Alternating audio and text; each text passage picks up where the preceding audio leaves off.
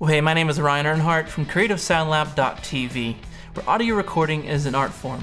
Well, today is part 6 of the Mixing Drums series without samples. This is part 6, and we're going to be starting to really paint broader strokes. We've covered really a lot of detail type things of how to apply compression, EQ, gating, how to really mix snare drum and make it really work and glue tracks together. And so today is really about how to listen, how to use reference mixes, and I want you to really walk away from this episode having a better understanding of what to listen for when you're mixing. So today we're going to be learning 3 different parts. First, we're going to be talking about understanding sounds in real life versus a dense mix. So obviously, when we're standing in our room during tracking, it's crazy loud. Then we go to the control room, it's a little bit different. Then we go and we mix it in a dense mix, and all of a sudden, certain details are not there. Others can still poke through. Really we're going to be discussing the difference of, real life versus a dense mix. And these can really be cues for if something's too loud, if we're hearing too much detail, too much ringing or something like that. It can actually be kind of helpful to know, okay, this might be a touch too loud because we're hearing too much of certain things that usually don't poke through. Part 2 is referencing other elements within the mix. So how do we make the mix work within itself? How do we kind of listen for the kick to the bass or the body of the snare to the body of the vocal? Different kind of reference points that I like to use during mixing. And then part 3 is using reference mixes. So kind of learning what the rules of the genre are and really how to use reference mixes correctly and effectively. So let's check it out. Now, one of the things that I learned very quickly is that there's a huge difference between what's actually in the live room and what's actually coming out of the speakers in the control room. Now, this is a huge stumbling point for a lot of people because they can't get certain sounds that they want to translate correctly on the monitors. And we can go into that further for a different episode, but there is kind of a nice difference, though. There's something really nice about a kick that sounds fuller coming out of the monitors. If we had a kick that sounds exactly like the live room, it wouldn't have the thump, the low end that it does. In the live room, we're just blasted away by sound. The cymbals are crazy loud. The snare drum, it just like goes straight to your sinuses, and it's just like, oh, I gotta get out of here, okay? But in the control room, the microphones kind of mitigate the sound. They even it out and they color it a certain way. And understanding how to manipulate this is part of being a great engineer, but it's also just a fact of engineering. We're going to be coloring the sound and manipulating it. Then furthermore, you take this and you process it, you throw a bunch of stuff around it, guitars, bass, vocal, background vocal, everything else, and then it still sounds different. Certain details we thought would poke through are now covered up. We can't hear certain ringing of the snare drum that we were kind of worried about on tracking day. Or perhaps some of the ringing from the cymbals or the squeaking of the drummer, bouncing in his chair. Maybe that's not poking through. And so all these details are kind of being a little bit lost. And that's okay. For me, what I've learned is that if certain details poke through a little bit too much, that's actually a sign that something is too loud. So for example, if I hear too much breath out of a vocalist, then maybe my vocal's too loud. Or maybe my compressor's just set too aggressively. If I hear, too much maybe ringing or too much room sound out of, say, an acoustic guitar, there's certain little cues that I look for, and it can be any track that you apply it to. There's a level, there's like a threshold that if something is mixed in, you typically don't hear the whole sound. You hear pretty much the loudest parts of that sound, and that's a good guide to help you decide if something is just too loud or if it's really sinking in and meshing in with the mix. Let's listen to how the detail of the drums, the ringing or the overtones can be heard or not heard in the context of the mix. Now, notice that some of the details of the drums are, they're going to be covered up. And we can decide if this is okay or if it needs to be worked on, specifically adding compression to help pull these elements up to preserve them. Not everything needs to be preserved. Some things we want to get covered up. But in any case, we want to notice it and be mindful of it. And if we want to make sure that it comes through the mix, we want to make sure that happens.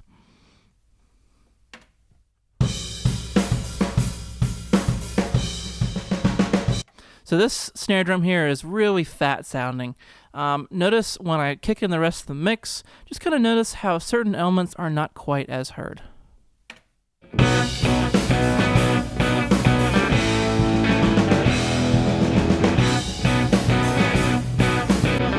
Okay, going back to just the drums.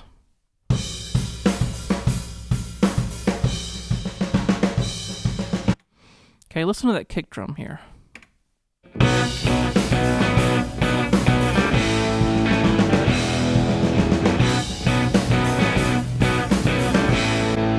Okay, now listen to the kick drum soloed.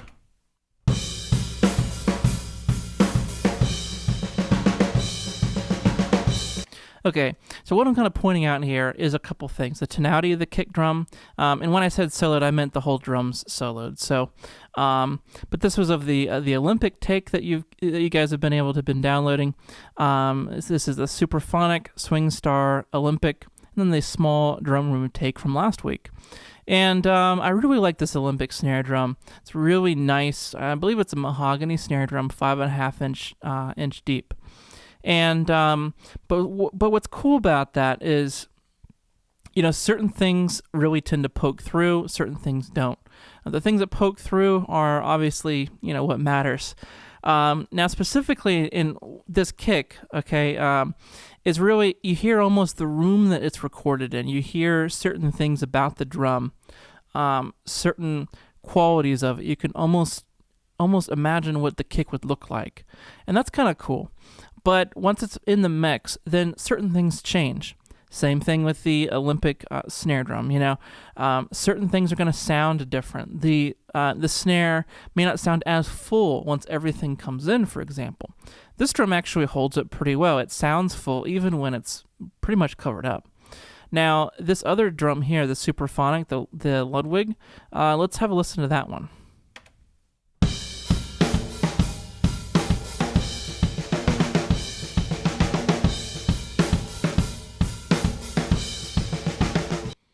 So that's a huge sounding snare drum, really flabby, with everything together.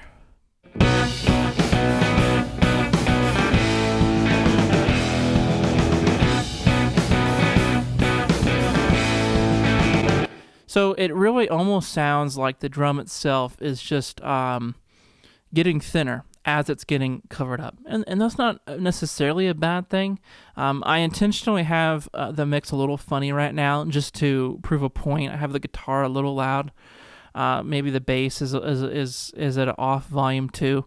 So I'm really just, this is not a mix in progress. This is just from week to week. I'm demonstrating concepts through all the raw tracks here. And, that snare, it really just kind of thins out a little bit. That's not necessarily a bad thing. What's cool about that is you actually hear the rim of that snare drum. Okay, listen again. You can actually hear the rim. It's a die-cast rim on that drum. You can hear kind of the stick and the rim sound. Whereas the other drum, it almost sounds like you're just hitting wood.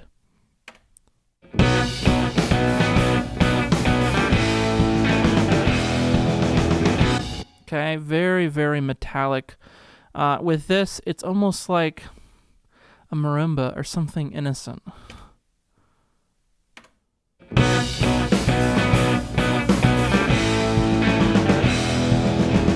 Yeah, it's like very soothing sounding. So anyways, that's just a few quick notes, It's a big transition from knowing how something sounds in the room to something sounds soloed, and then all of a sudden, things are really starting to pile on. How's the drum going to hold up in a mix? Now, the first thing, and I keep repeating myself on this, but it really is the truth. Compression is not just to help things behave nicely and sit still, and to keep a decently consistent volume in your mix, but it's really also to bring out tonalities in the mix. So if we wanted to bring out the ringing of that Superphonic take, we certainly could. if we wanted to, tame down the attack of the Olympic snare to make it extra gooey and not very aggressive at all, well, we could do that too.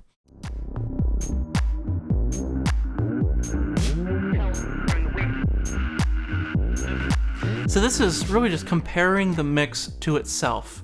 And we don't want tunnel vision here, we'll get to that in a moment, but just to compare the mix to itself. Does it sound balanced? Does it sound correct?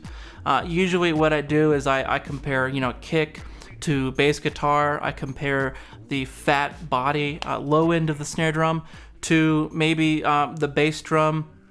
I also compare it a little bit to the vocal. I see how much the low end is in the vocal compared to other elements. I'll usually compare the cymbals to other high-end elements, maybe the hi-hat to the acoustic guitar, the cymbals sustain to the electric guitars if they're distorted, loud rock electric rhythm guitars. Just ask myself, how long do these cymbals take to die out in the mix?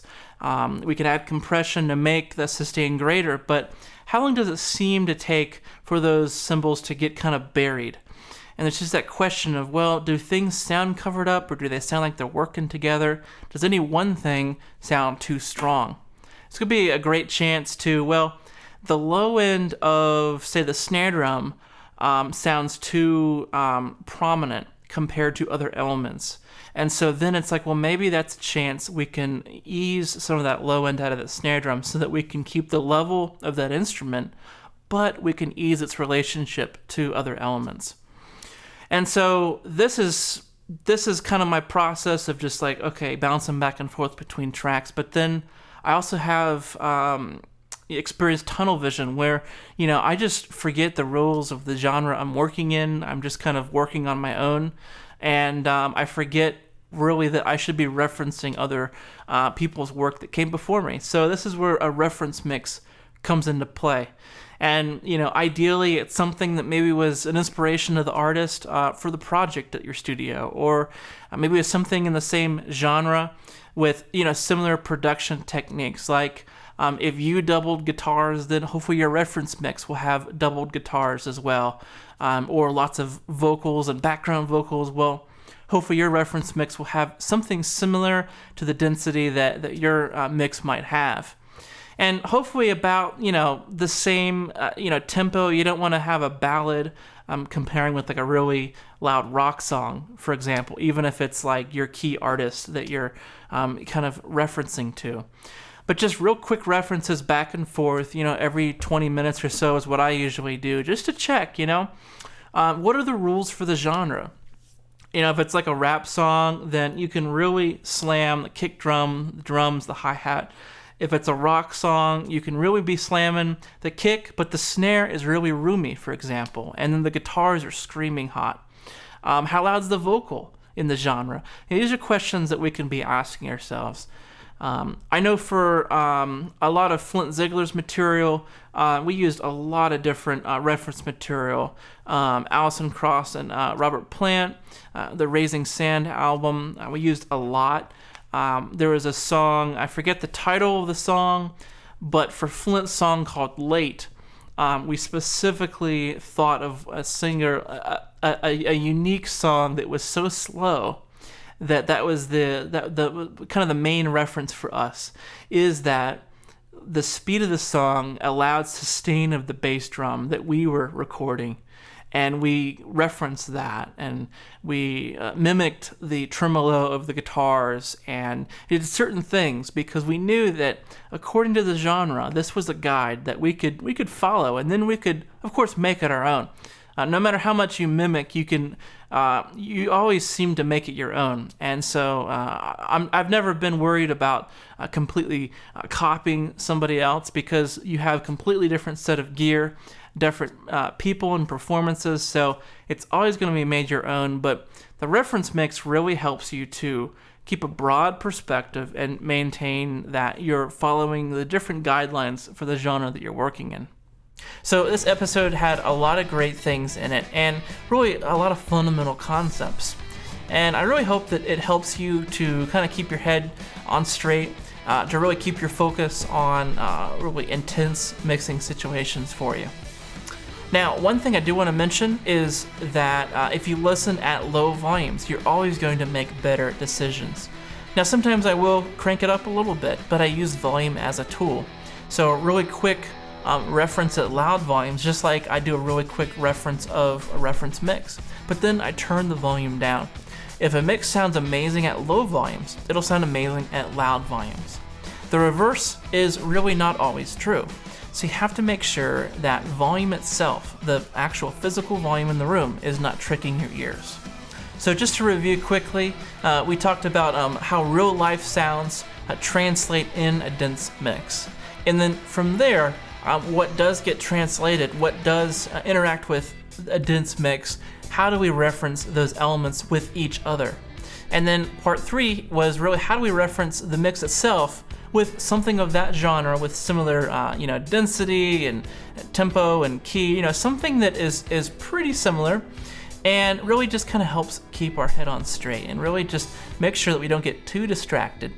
Make sure that we're following the rules for that genre. If the kick can be super crazy loud, then okay, we can get away with pushing the kick a little harder so it really thumps and it really gives the listeners what they expect. So I hope you enjoyed this. I'll see you next week.